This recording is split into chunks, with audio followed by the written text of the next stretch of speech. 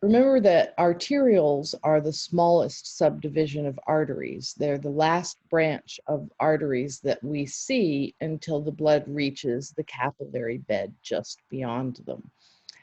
And recall also that when we were looking at the structure of vessels, arterioles had thick muscular walls made of smooth muscle, which allowed them to control the diameter of the vessel by relaxing and allowing the vessel to dilate, or contracting and causing the vessel to constrict. What that means is that arterioles are able to control the amount of blood that passes into each capillary bed or perfuses each organ. And they do this by controlling resistance. Resistance is simply anything that opposes flow. So if an arteriole constricts, that increases resistance or makes it more difficult for the blood to flow through, and therefore there is less flow. Now, why would arterioles do this? First of all, there's only a certain amount of blood in the body. Remember that the average adult contains between 4 to 6 liters of blood. That's actually not enough blood to serve every organ all of the time. And so the arterioles have to have control over which organs get blood at which times, so that there's enough blood and therefore oxygen to go around. Now, why not let the oxygen-rich blood go to any organ that it wants to go? Your body evolved for efficiency. So anything that makes the body more efficient is a desirable trait. Let's take a look at the issue of flow and the total amount of flow. Instead of saying 4 to 6 liters, I'm just going to say that the total flow through the circulatory system is 5 liters per minute. That's very reasonable because that's the same as our average cardiac output. Whatever the blood is putting into the system has to be moving through the system and coming back to the heart at the same rate. So if there are 5 liters of blood per minute leaving the left ventricle, then the total flow through all of the arterioles also has to equal 5 liters per minute. And there's far more than 4 capillary beds in the body to make sure, or to serve with those 5 liters per minute. If we take a look at this diagram using the example of a capillary bed to represent, let's say, 4 different organs, the total flow through each arteriole, if we add them up, is going to equal 5 liters per minute, or the same amount of blood that's coming out of the heart. If this number were different, if the total flow through the arterioles were only 4 liters per minute, then blood would start to back up into the arteries. So we don't want that, or at least we don't want it yet. We'll get to that part of the chapter soon. So the arterioles have to ensure that 5 liters per minute makes it through these capillary beds. Now, in this particular situation, one arteriole is allowing 2 liters per minute to pass through this capillary bed. And that's because this tissue or this organ has a greater metabolic need at this moment.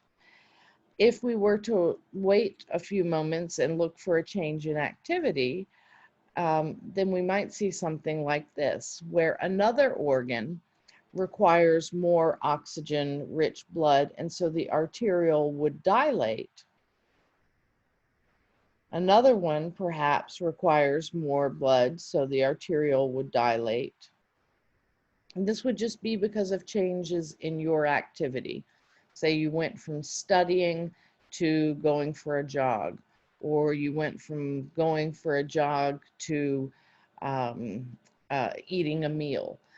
And whichever organs become active as a result of what you're asking them to do are going to need more oxygen-rich blood.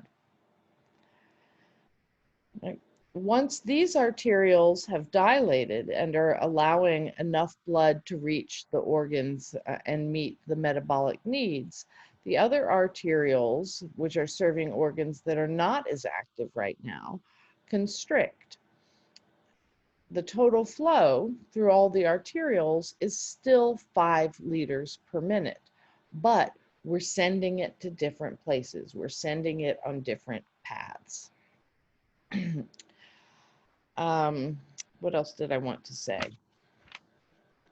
Oh, how does it do this? That's a good question.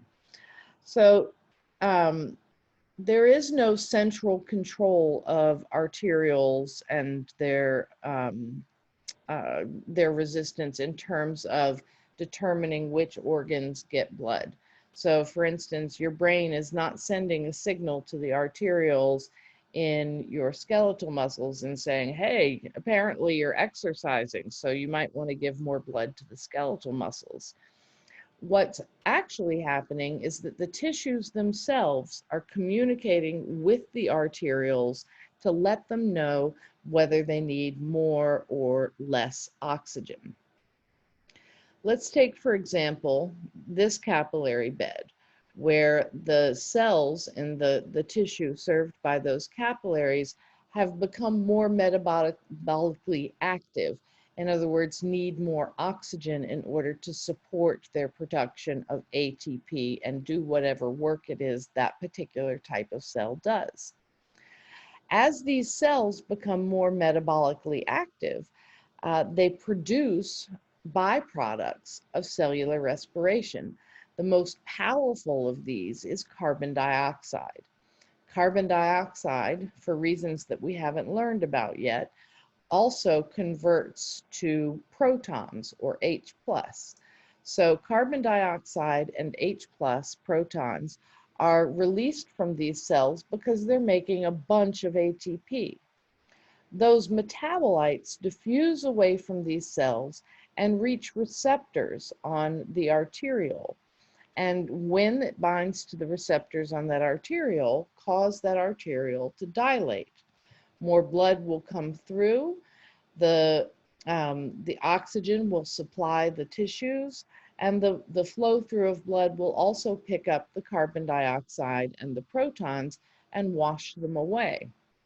So as soon as these cells are not as metabolically active and those metabolites aren't being produced and accumulating in the tissue, then these receptors are no longer getting that signal, and this arteriole will constrict again.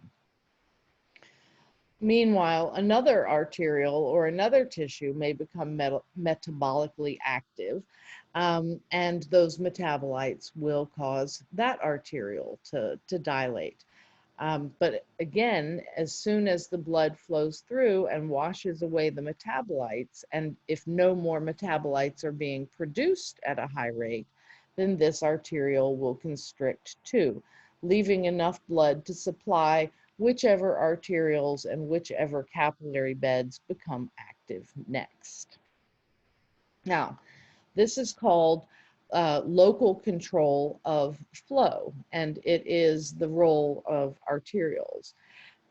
This particular method is called the metabolic autoregulation. So it's about the metabolism of the tissue causing the arteriole to regulate itself, autoregulation. There is another type of local control of flow that doesn't have to do with metabolism. This has to do with our immune system. So for any of you that have ever experienced allergies, say allergies to pollen, where you go outside in the springtime and your eyes begin to itch and they become all puffy and red and your nose is puffy and red, that is local control of blood flow. And it's not because your eyes and your nose are metabolically active. It's because when the allergen, the pollen, comes in contact with your tissue, your immune system thinks that it is a pathogen. It sees it as a foreigner and wants to get rid of it. And it begins to secrete substances called histamine and prostaglandin. And these substances also have receptors on the arterioles, which cause the arterioles to dilate. Why would they do that? Well, your immune system thinks that you're under attack.